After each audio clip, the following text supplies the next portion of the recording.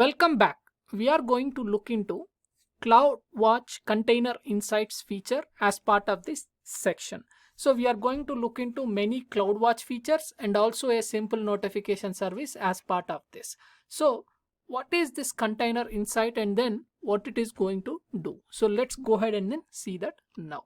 So Container Insights is a fully managed observability service for monitoring, troubleshooting, and alarming on our containerized applications.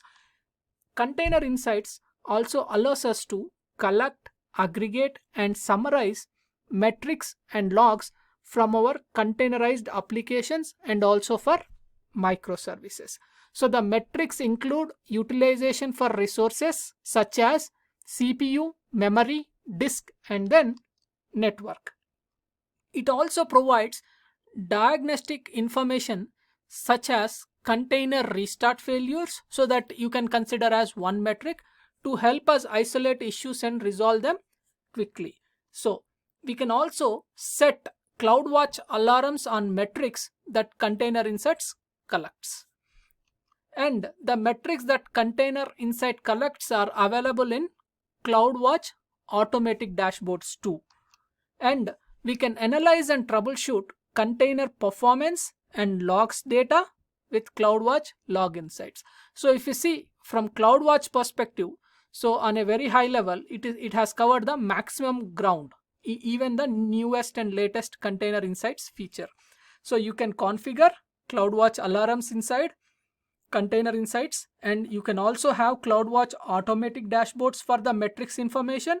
And you can also Container Insights is collecting the logs, so you can also have Log Insights feature, and using Log Insights based on the queries whatever we have written, again we can create the custom dashboards for us, and then based on that whatever the patterns we select, right? So the type of errors our application is facing, and then create a log, and then for that log create a query, and then using that query create a graph and then try to add it to the dashboard, so that what happens, we can continuously monitor that type of error in our application using Log Insights queries and then adding it to the dashboard. So like this we can have lots and lots of benefits using Container Insights. So let's see what we are going to deploy as part of Container Insights to our EKS cluster, right? So in a Kubernetes cluster, let's consider you have two worker nodes, worker node 1 and then worker node 2. So let's consider this as our EKS cluster in AWS. So you are going to first deploy a Fluentd daemon set.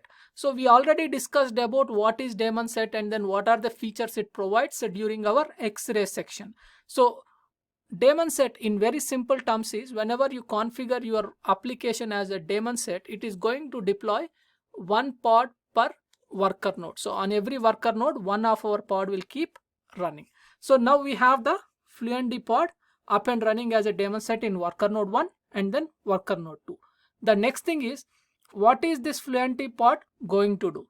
So it is going to collect the application logs, which is nothing but the container logs, and also the Kubernetes cluster logs, and whatever like the data plane logs, application logs, performance logs, and all these things, and then it is going to push to the CloudWatch, wherein using CloudWatch Log Insights we are going to analyze them and then create our custom dashboard screens for it. Okay. And next thing is CloudWatch Agent daemon set. So what is this going to do? So this is one more daemon set we are going to deploy. So this one will collect the metrics information of our applications, cluster, worker nodes, EC2 instances inside that, everything. Okay. So it is going to provide the CPU, memory, pod, everything, all the information, service information, all. So we have a dimension of 134 types of CloudWatch Container Insights metrics that is going to get collected as part of this CloudWatch agent. And next is, if we deploy our application on this cluster and when these things are running, they are going to collect the necessary information and then push it to the CloudWatch service. And now the information is there in CloudWatch service. So who need to use it? Either a developer or a operations user can go to CloudWatch management console and then start looking and then analyzing the data. So first in Container Insights, the core feature is it provides a container map. So it is going to be a very nice feature, and then it is going to give complete picture of all the objects present in our Kubernetes cluster, pods, services, nodes, everything. Okay, so you are going to see all those things in our next slide about the container map. So let's wait for that. And another thing is, it is also going to provide the list of all container resources. So container map and resource view is same, but only thing is you can see in map view or you can see in list view in the container resources. Next is performance dashboard. So from the Fluentd daemon set, it is going to collect performance logs, and CloudWatch agent also will collect the performance related metrics, and all the information related to metrics you can see in performance dashboard with automatic dashboards created by CloudWatch for Container Insights. So Container Insights creates few automatic dashboards, and using that you will see the performance dashboards. So we'll see that also in our upcoming slides. And log groups and then log insights. So we are going to have 4 to 5 types of log groups available out of the box whenever we enable Container Insights. So for application logs, which is nothing but whatever we deploy related to pods and then services, those things, and data plane logs, which is nothing but cluster control plane, and also we'll have host related logs. So all these types of logs will be available inside the log groups, and those things you can select inside the log insights and then provide the necessary queries to query the data and then add them as dashboard to our custom dashboards. And now the next thing is alarms. Okay, so now you have lot of CloudWatch metrics, means like this agent is collecting lot of memory, CPU metrics of your pods and then your worker nodes, everything. Now example, like if your worker node is running at 80% CPU, and if you want to trigger an alarm to an email, or if you want to take a automatic action that if this worker node is running at 90%, just go ahead and then using the auto scaling groups create 2 more nodes. So like that also we can do. So all those things are possible with alarms. So now the next step is, let's go ahead and then see the Container Insights map. So this is a sample map. So if you see here, EKS demo 1, which is nothing but a cluster, right?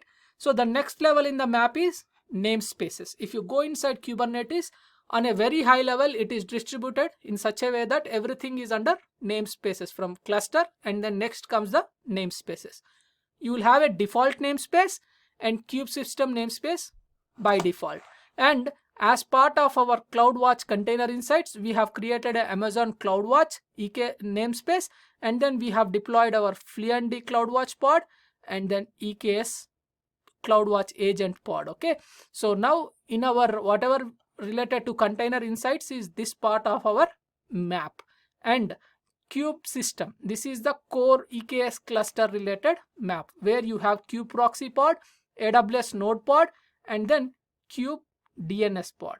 And in kubedns you will have a service, and under that service you will have the pod. So now you also see the default namespace, right? So you can see EKS namespace, which is nothing but the default namespace. In that I have 2 applications running. One is app1 Nginx deployment, which is the pod, and it has a service node network load balancer service exposed. So like that. In the same way, I have a simple cluster IP service, sample Nginx service. Under that, I have a sample Nginx pod running. So that's about the Container Insights. So how much the content you have, all can be displayed in a map. And also you can go to sub, means like you have a huge amount of containers and then pods and then services deployed. You can even go to a minor part of your map and then see those things also in a visual manner. So it's a very advanced model has been provided by CloudWatch here, and then you are going to enjoy that. And next thing is automatic performance dashboard, right? So as we said, whenever the metrics are collected using CloudWatch agent in our cluster and then push it to CloudWatch Container Insights, it is going to generate automatic dashboards. So these are automatic dashboards. So this is one sample. I have taken it from EKS pods. So you can see CPU utilization for each pod. I have kubesystem pod, and then I have Amazon CloudWatch related 2 pods, and then kubesystem other pods. Means like in kubesystem namespace, whatever the pods are there, those are displayed here. In default namespace, I have app1 and then sample pod. So those information. So whatever is present in namespace/pod, all those CPU utilization is shown here, and memory utilization and network utilization. And also it also provides the pod limit, means like over a pod limit, if the CPU is used, those related information also provided here. In addition to that, if you see here, you have seen only EKS pods, but in the drop down you can have lot of automatic dashboards generated, which is EKS namespaces, EKS clusters, EKS nodes, EKS services, and very recently they have released a Prometheus related integration with CloudWatch, which means CloudWatch Container Insights, which means you need to deploy your Prometheus inside the EKS cluster, and you can get Prometheus style of metrics to our CloudWatch Container Insights. Okay, so that's a very good option, recently released, and then it is in beta option today. Okay, so that's about it. So you can have EKS pods, services, nodes, all have automatic dashboard generated for all these things. So this completes the introductory part of our CloudWatch Container Insights. So let's go ahead and then do some hands-on there. So I'll see you in the next lecture. Until then, bye bye. Thank you.